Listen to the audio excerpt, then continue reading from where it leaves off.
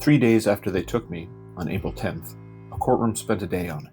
I had filed for habeas corpus, the oldest remedy there is. Bring the person before the court and justify holding it.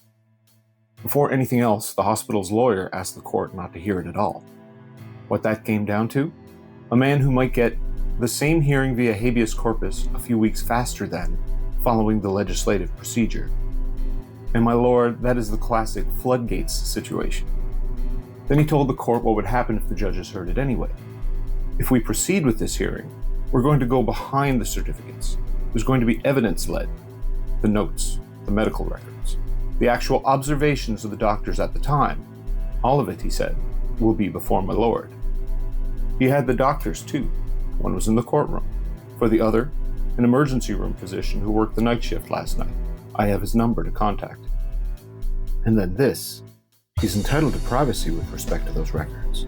What the doctors observed is going to be before the court, and that may or may not accord, and I say that because I do not wish to disclose, with what counsel is telling the court. He did not say what they saw. He said it might not match my lawyers, and left it there. I was in that courtroom. My own lawyers were not. They appeared by video from St. John's. He said that with me sitting in the room. The only way I had to reach my own counsel was the facilitator beside me. One of the difficulties in having the applicant separate from his counsel. She asked for a moment and got it. When we came back, my lawyer told him why. He had some concerns that the court may have the wrong impression based on some of the comments before we broke.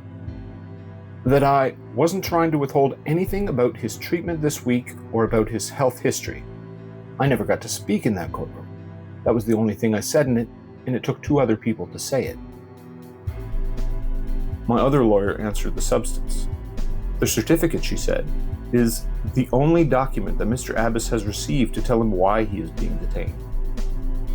The Act asks for a mental disorder first, then for a risk. It is the reverse here. An allegation about something said on Twitter, so therefore let's hold and review and see if he has a mental disorder. That is not the law. The judge adjourned and came back. His decision says at the outset, at this point no evidence has been heard, and then, I feel that I am bound by the decision of the Supreme Court of Canada and I must dismiss the application for habeas corpus. He sent me to the review board. The following April, a court of appeal read this same transcript. What it said is next. Every document in full. ParadigmSlip.ca/bad faith.